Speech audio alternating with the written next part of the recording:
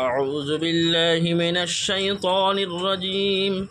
بسم الله الرحمن الرحيم. يا أيها الذين آمنوا ادخلوا في السلم كافة ولا تتبعوا خطوات الشيطان إنه لكم عدو مبين. وقال تعالى إن الدين عند الله الإسلام.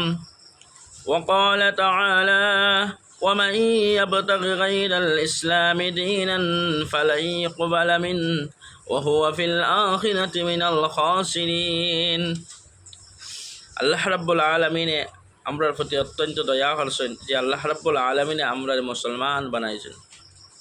আল্লাহ রাব্বুল আলামিনে আমরারে দয়া করিয়া মায়া করিয়া আখরি নবীজির উম্মত বানাইছেন।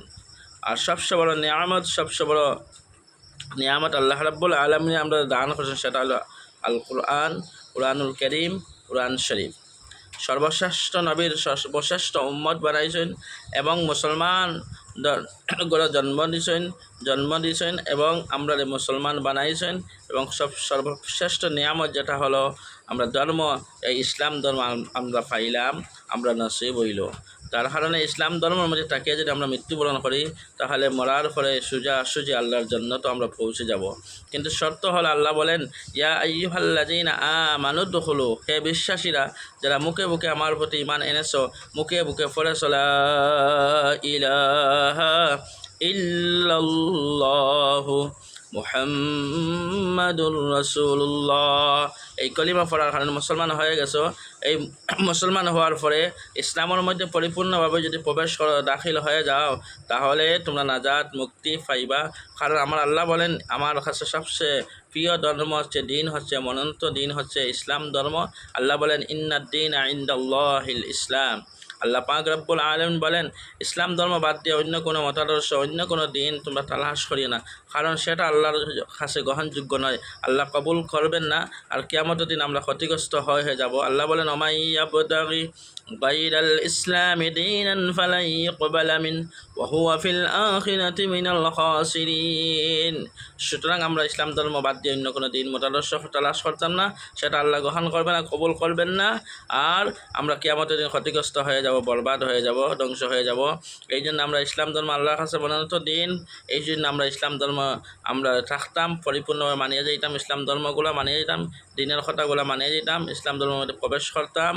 আর আমরা নিজে জাহান্নাম থেকে বাঁচিতাম, আমরা আহলে আয়াল পরিবার পরিজনকে বাঁচাইতাম। আল্লাহ বলেন ইয়া আইয়ুহাল্লাযীনা আমানু কু আনফুসাকুম ওয়া আহলিকুম নারা, হে বিশ্বাসীরা তোমরা নিজে জাহান্নামের আগুন থেকে বাঁচো, তোমাদের আহলে আয়াল পরিবার ও পরিজনকে জাহান্নামের আগুন থেকে বাঁচাও।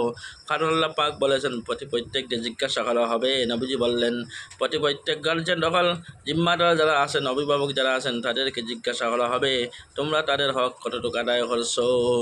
আলা কুল্লুকুম রাইন ওয়া কুল্লুকুম মাসউলুন আন রাইয়াতিহি, প্রত্যেককে অভিভাবক যারা আছেন, গার্জেন যারা আছেন, জিম্মাদার যারা আছেন, প্রত্যেককে জিজ্ঞাসা করা হবে তাদের হক তুমি কতটুকু আদায় করছো।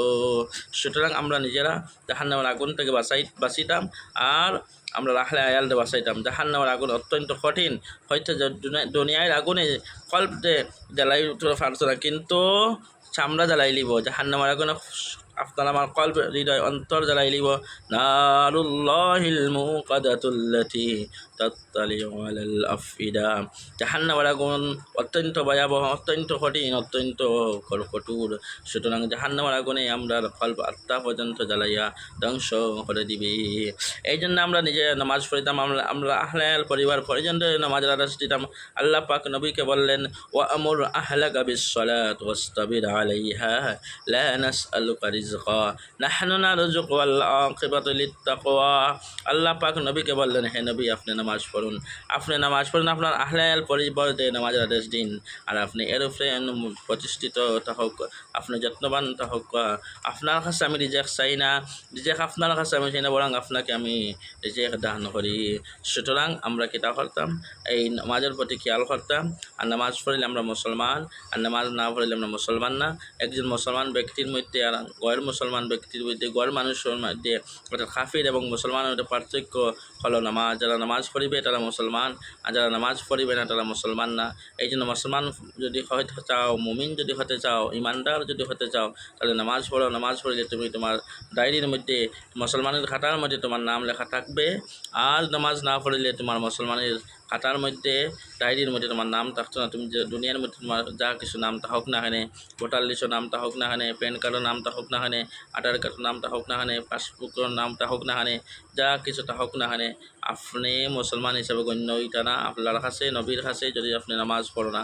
এই জন্য নামাজ আমরা যথাযথভাবে নামাজ আদায় করে যাইতাম, আমরা নিজে পড়িতাম, আমরা আহলায়ালতে পড়াইতাম, পরিবার পরিজনদের পড়াইতাম, নিজে এর উপরে মজবুত থাকতাম, যত্নবান থাকতাম। আল্লাহ রাব্বুল আলামিন আমরা দুনিয়া আখিরাত কামিয়াবি সাফল্য আল্লাহ রাব্বুল আলামিন আমরা দান করতা। আল্লাহুম্মা আমিন।